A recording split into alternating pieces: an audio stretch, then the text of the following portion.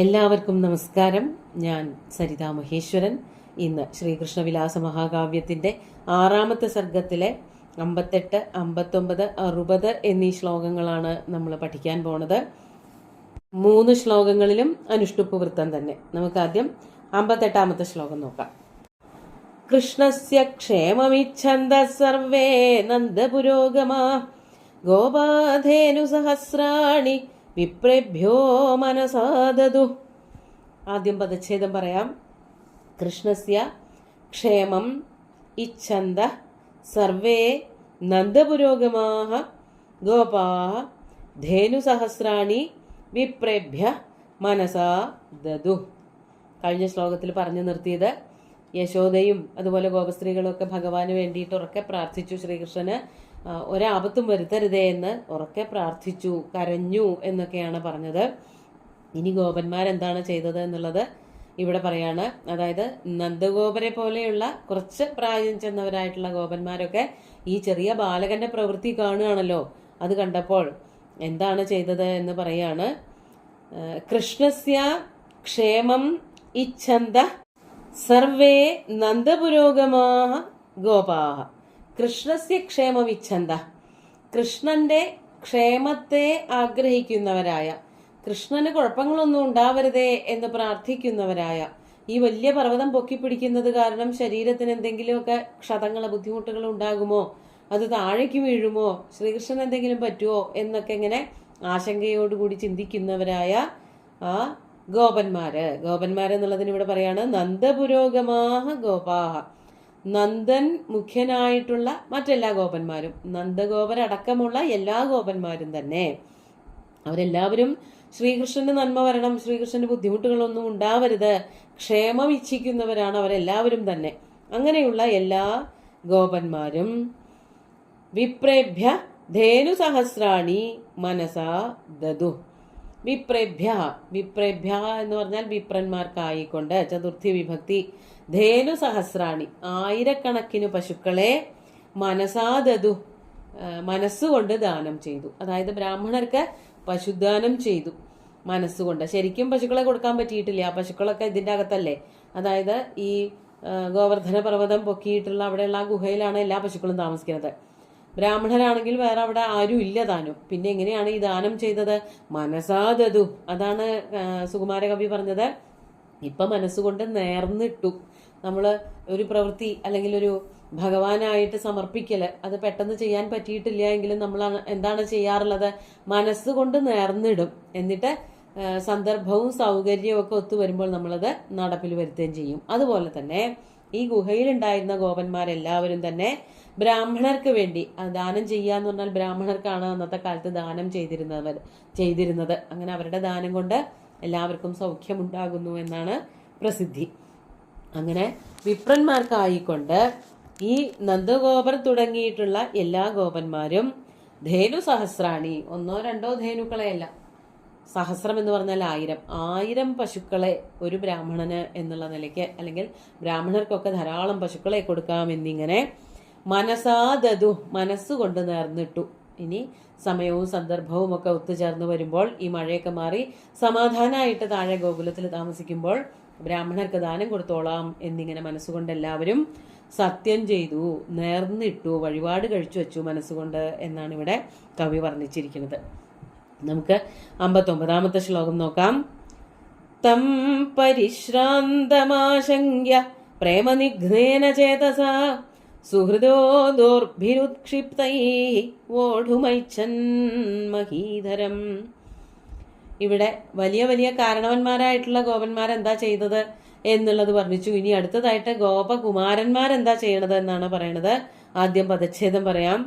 തം പരിശ്രാന്തം ആശങ്ക്യ പ്രേമനിഘ്നേന ചേതസാ സുഹൃദ ദോർഭി ഉത്ക്ഷിപ്തൈഃ വോഢും ഐച്ഛൻ മഹീധരം.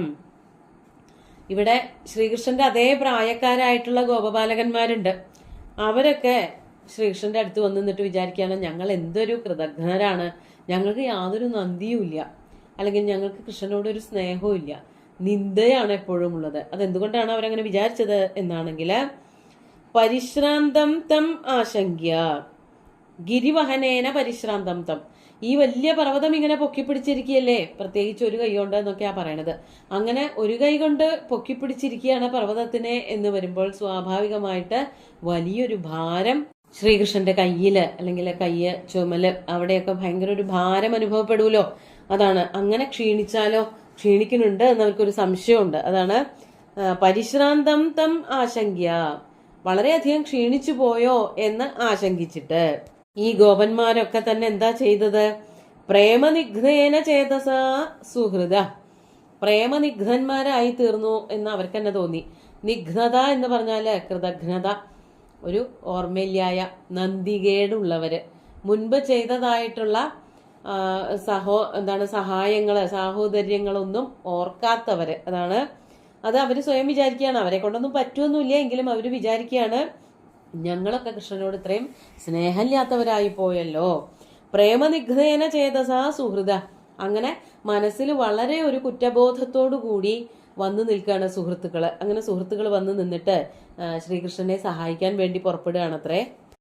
എങ്ങനെയാ സഹായിക്കണത് എന്നാണെങ്കിൽ ഉത്ക്ഷിപ്തൈഹി ദോർഭി മഹീധരം വോഢും ഐച്ഛൻ. ഉത്ക്ഷിപ്തൈഹി ദോർഭി, മുകളിലേക്ക് പൊക്കിപ്പിടിച്ചിരിക്കുന്നതായ കൈകളാൽ. സുഹൃത്തുക്കൾ കുറെ പേര് വന്നിട്ടുണ്ടല്ലോ, അവരൊക്കെ കൈ ഉയർത്തി പിടിച്ചു നിൽക്കുകയാണ് ഈ പർവ്വതത്തിന്റെ ആ പൊക്കിയ ഭാഗത്ത്. ഭഗവാൻ ഒരു കൈ കൊണ്ട് പൊക്കി വച്ചിരിക്കുന്നതായ അവിടേക്ക് കൈ ഉയർത്തി നിൽക്കുകയാണ്. അങ്ങനെ ഉത്ക്ഷിപ്തൈഹി, മുകളിലേക്ക് പൊക്കിപ്പിടിച്ചിരിക്കുന്നതായ ദോർഭി, കൈകളാൽ മഹീധരം വോഢും ഐച്ഛൻ.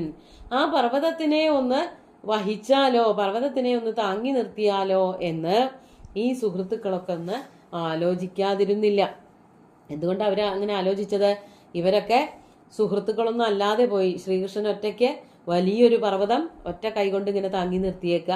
ഇവരെ കൊണ്ടാണെങ്കിൽ ഒന്നും ചെയ്യാനും പറ്റുന്നില്ല. അതുകൊണ്ട് അവർക്ക് എല്ലാവർക്കും സ്വയമേ തന്നെ ഒരു നിഘ്നത, നന്ദികേട് തോന്നിയിട്ട് എന്നാൽ ഭഗവാനെ പോയി രക്ഷിക്കാം, ശ്രീകൃഷ്ണനെ പോയി രക്ഷിച്ചേക്കാം എന്ന് വിചാരിച്ചിട്ട് അവരെല്ലാവരും തന്നെ താങ്കളുടെ കൈകൊണ്ട് ഉയർത്തിപ്പിടിച്ച പർവ്വതം താങ്ങി നിർത്താനുള്ള ഒരു പരിശ്രമം നടത്തി എന്നാണ് കവി വർണ്ണിക്കുന്നത്. അത് വെറുതെയാണ്.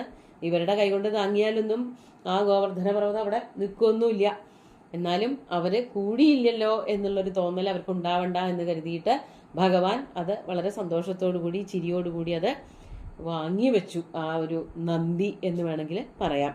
അങ്ങനെ കൈ ഉയർത്തി പിടിച്ചുകൊണ്ട് പർവ്വതത്തിനെ ഉയർത്തിപ്പിടിക്കണം, ശ്രീകൃഷ്ണൻ എങ്ങനെയാണോ ഉയർത്തിപ്പിടിച്ചിരിക്കുന്നത് അതുപോലെ തന്നെ ഉയർത്തിപ്പിടിക്കണം എന്ന് ഐച്ഛൻ ആഗ്രഹിച്ചു എന്നാണ് വർണ്ണിച്ചേക്കുന്നത്. നമുക്ക് 60ാമത്തെ ശ്ലോകം കൂടി നോക്കാം.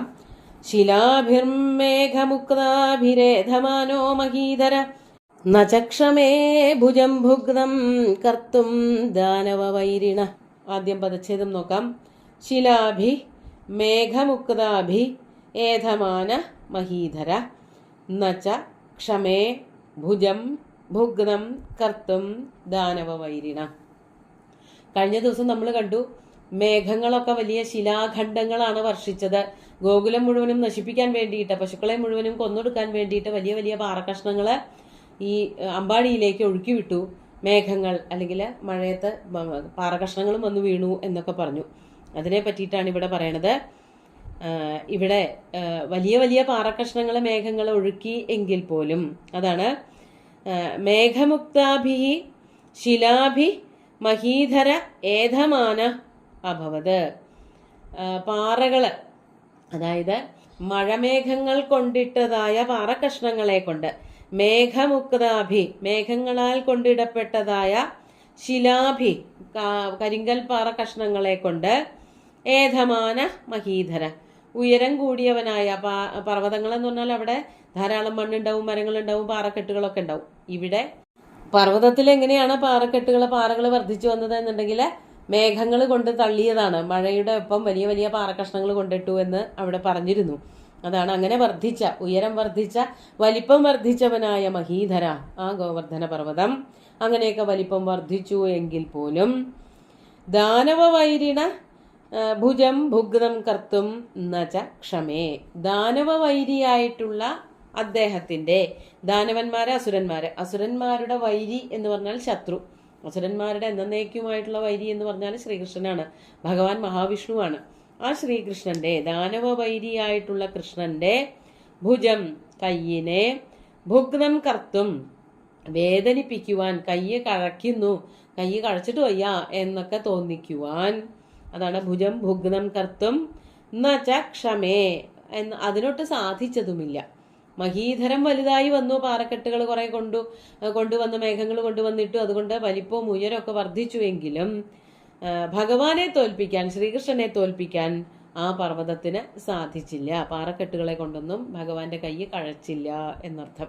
അതാണ് ദാനവവൈരിണ ഭുജം ഭുഗ്നം കർത്തും നച ക്ഷമേ. ആ പർവ്വതത്തിന് ഭഗവാന്റെ കയ്യ് കഴയ്ക്കാൻ വിടാൻ, കയ്യ് വേദനിച്ചുകൊണ്ടിരിക്കാൻ, ശ്രീകൃഷ്ണൻ അങ്ങനെ ഒരു അവസ്ഥ ഉണ്ടാവാനുള്ള ഒരു പ്രവൃത്തി, അല്ലെങ്കിൽ അതിന് അങ്ങനെ, അതായത് ഭാരം വർദ്ധിച്ചത് കൊണ്ട് കയ്യിന് കഴക്കുക, കയ്യ് വേദന ഉണ്ടാവുക, അതൊന്നും ചെയ്യാൻ പർവ്വതത്തിന് പറ്റിയില്ല.